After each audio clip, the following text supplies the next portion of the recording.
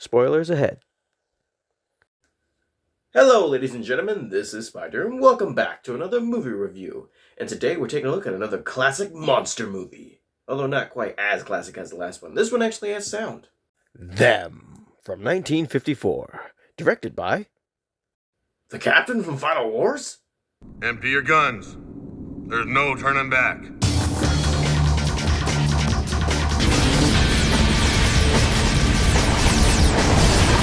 Oh, wait.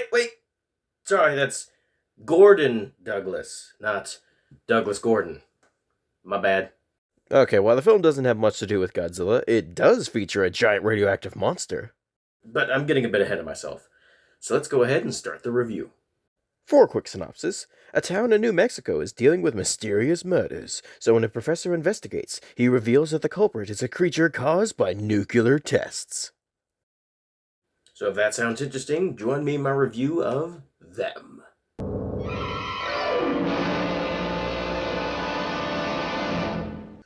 Okay, I wore a dinosaur shirt in the last review, so how can I customize my setup to reflect this movie? Screw it. Ant. It's the best I got. The movie begins in New Mexico as the police are patrolling the area due to a call about a young girl wandering the desert. The two officers in the car are Ben Peterson and Ed Blackburn, played by James Whitmore and Christian Drake, respectively. They are about to give up the search, but the plane finally spots her. The girl is played by Sandy Desher. She also isn't really given much of a name outside of the girl, so that's what I'm going to keep calling her. Also, here's a picture of Desher all grown up. I came across this image while doing research for the review, so I thought I'd show it off here because, well, I felt like it. The officers make their way over to the area. However, when they catch up to her, the girl is completely unresponsive. They then get a report of a car and trailer nearby, so thinking it may be where she's from, they drive over to it. But when the two get there, they find that the side of the trailer has been torn open, and inside, Ben finds pieces of a doll that belong to the one with the girl. Outside, they find cubes of sugar and a strange print. So they call for backup and an ambulance, and as it arrives, they hear a strange noise which captures the attention of the girl.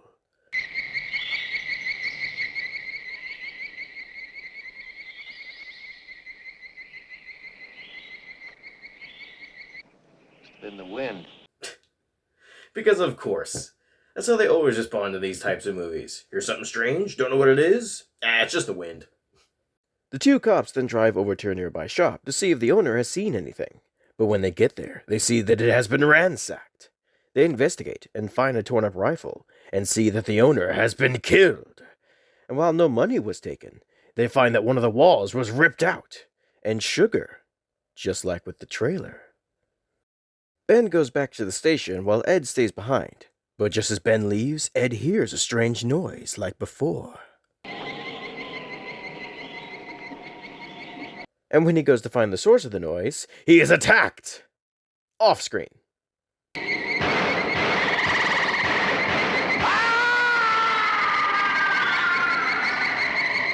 The next morning at the police station, we learn that Ed has been killed, and no one has any idea who is responsible. Fingerprints taken from the trailer have come back and reveal that the vehicle belonged to an FBI agent who was on vacation with his wife and 2 children. And considering they only ever find the girl, we can safely assume the rest of the family is dead. Which means this movie killed off a kid! A lot of movies don't have the gall to do that, especially not from the 50s. Even if the kill was completely off screen, and we also never saw the kid. But still! Because one of the agents was killed, the police notify the FBI, who then send down someone to help with the investigation. Robert Graham, played by James Arness. Fun fact, because Arness is such a tall guy, the actor who plays Ben would apparently wear height lifts in his shoes, so that the two actors' heights would appear more even on camera. An autopsy was performed on the store owner's body, and the coroner's report is quite troubling. His neck and back were broken, his chest was crushed, his skull was fractured, and here's one for Sherlock Holmes. There was enough formic acid in him to kill 20 men. Also, a cast was taken of the strange print from the trailer, but no one has been able to identify it yet. Robert then asked for a copy to be sent to his bureau in Washington to see if they can figure it out. This winds up getting the attention of a professor from the Department of Agriculture who is flown to the base. We meet Dr. Harold Medford, played by Edmund Gwenn, and his daughter, Dr. Patricia Medford, played by Joan Weldon. Now, you'd think that because she's a woman in a 1950s monster movie, she's probably going to wind up being the love interest of either Robert or Ben, right? Well, no, actually. In fact, she doesn't form a romantic connection with any of the characters in the film. She's just here to help. Well, alright then. It's nice to see the film avoid that trope, because for some reason, a lot of monster movies at the time felt the need to shoehorn in a romance subplot into the film, whether it made sense or not. Because it's not like we're watching a monster movie for the monster or anything. Back in the film, the doctors are looking over the report, and Medford asks where the first atomic testing had gone off, and we learn that it had taken place in the same general area as the strange occurrences. The group then go to see the girl, who is still in a catatonic state. Dr. Medford then pours a small glass of formic acid, which creates a similar effect to that of smelling salts. This briefly snaps the girl out of shock, and she says only one word. Them! Which tells us nothing. Well, that was kind of pointless. Made for a cool shot in the trailer, though. Was it? They didn't use that in the trailer? Why for come not? It's a perfect trailer shot. I mean, just watch. Terror, horror, excitement, mystery. They are them! Coming to a theater near you. Seriously, missed opportunity. Anyways, after that, they then go to where the trailer was found, and while investigating the area, they find more strange prints in the sand.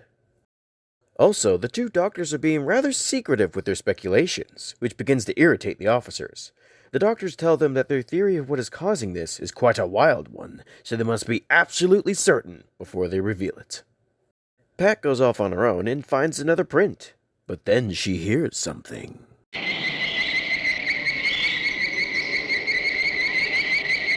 I haven't made much mention of it so far, but having the creature make a noise to signify when they're around, even when they're not physically on camera, is a really cool idea. I especially love the sound used for them. The film very easily could have just used some stock growling noise and called it a day, but no. They used a very unique sound that you just can't hear without thinking of this film. I also love the first scene we hear it in, because up to that point, the little girl hadn't reacted to anything, but as soon as the sound plays, she sits up, letting the audience know that whatever is making that noise is the cause of everything, while also not giving us a single clue as to what the heck it is. But we're around a half an hour into the film, which means it's time to drop a sneaky act and show off the creature.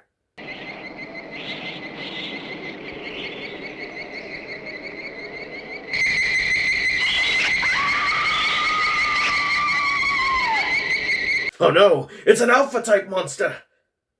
Only a select few of you are going to get that reference, but I do not care. Ben and Robert rush over and begin firing upon the big bug. Dr. Medford then instructs them to aim for the antenna to blind the creature. Ben retreats, but then comes back with something a bit more higher caliber.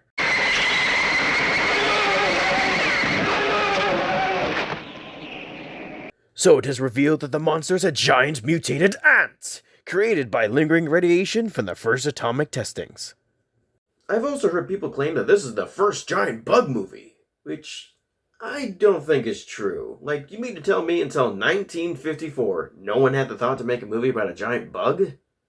I don't believe it. There has to be one that came before this. If you know of a giant bug movie that released prior to this one, let me know. Medford then says that this one is merely a scout, and now they must find the rest of the colony. You mean there's more of them? Well, I should certainly hope so. Otherwise, this movie's going to be really short. To begin the search, they get into a couple helicopters and start combing the desert. The general asks Dr. Medford how many ants there might be in the nest. Medford then tells them that there could be anywhere from several hundred to even several thousand. Look, Doctor, if we run into several thousand of the things you killed yesterday, it'll take a bomber squadron plus an infantry regiment to mop up after us. You're jumping to conclusions, General O'Brien. There may not be nearly so many of these creatures as you suppose. He didn't suppose anything. You're the one who said there could be that many. Is the doctor starting to go see now? What happened there? Whatever. He then says that the reason no one has spotted these creatures before is because he estimates the mutation has happened somewhat more recently, and because they're in the middle of the desert, there's not really that many people around to spot them. A few moments later, Pat sees what might be the entrance to the nest, and her suspicions are proven correct, as an ant is seen exiting the nest with a rib cage in its jaws.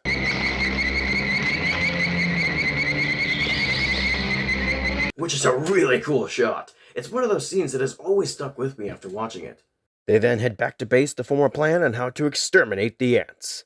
The military want to bomb the nest tonight, but Medford tells them that won't work. He tells them that because the ants don't like the heat, they mostly forage at night, so a good chunk of the colony won't even be in the nest right now. He pulls out a diorama of an ant nest, and... wait a second. How is this part of the nest staying suspended if it's not connected to anything? Yeah, never mind. Medford then says it would be best to attack during the hottest time of the day to ensure all the ants are inside the nest. They also have to make the opening especially hot to keep all the ants inside. How do they accomplish this? Well, by blasting with a bunch of bazookas, of course!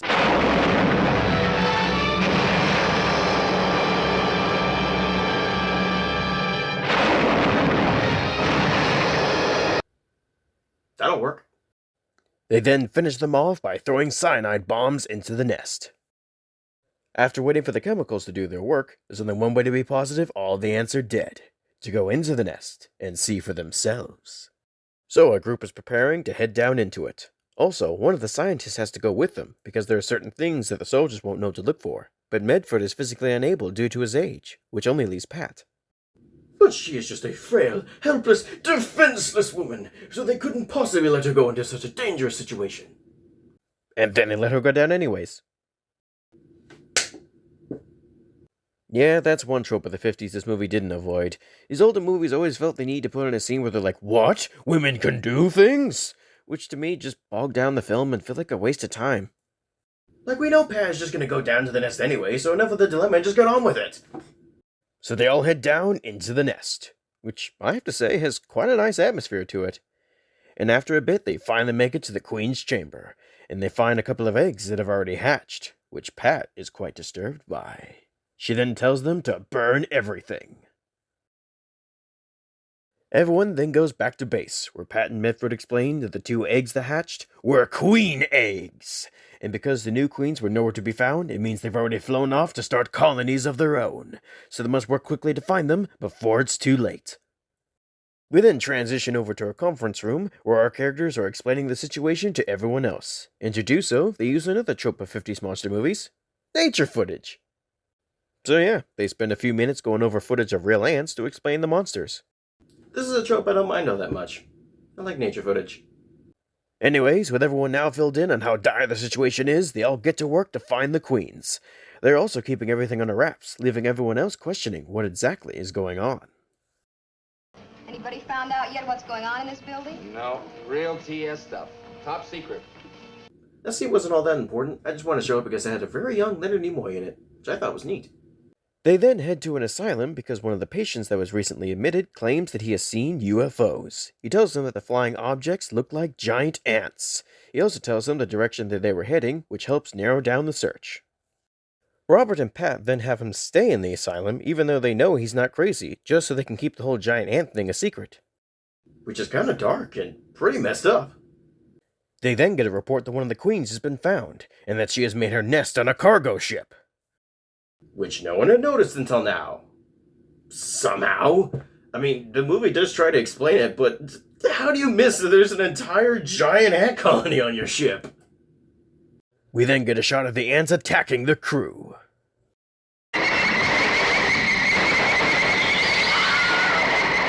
Oh hey, it's the Wilhelm scream. You know, that yell they always use in Star Wars. We are then told that the survivors have been rescued, and that the vessel has been sunk by a battleship, killing the ants. And unfortunately, this is all off-screen. I kinda wish we got to see that. I mean, could you imagine being on a ship in the middle of the ocean, and then suddenly a giant ant colony attacks, and then the crew have to survive, and then the Navy finally arrives to save them, and then they blow up the ship? That could be a movie all on its own. Anywho, this just leaves one queen ant left to find. They then get new reports of strange occurrences, like a large sugar shipment being stolen and a man being killed.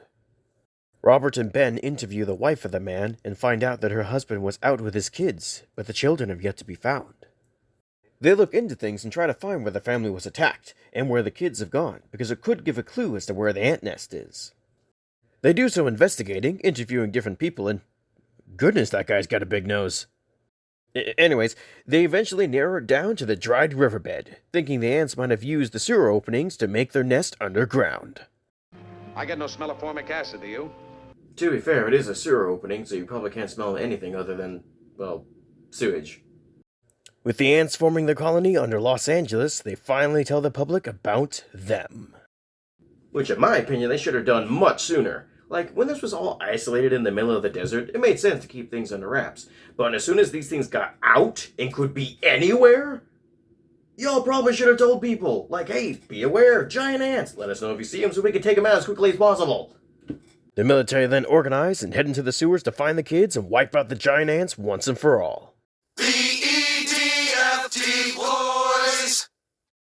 During the search, Ben hears a strange noise coming from one of the tunnels, so he grabs a Flammenwerfer and heads into the tunnel. And he finds the kids, as well as the ants. So he heads in to get them while fighting off the giant bugs, and while everyone else is moving towards his position. And just as Ben gets the kids to safety, one of the ants creeps up behind him and gets him! Ah, he's fine. He's a main character after all. Wait, he's actually dead? Wow. This movie actually killed off one of its main characters. The rest of the troops move in and blast away at the ants. But they have to be careful because all the commotion is making the tunnel unstable. Man, this movie must really like the Wilhelm scream. It's like the third time they've used it. The troops move forward and find the egg chamber that thankfully still has the new queen ants inside.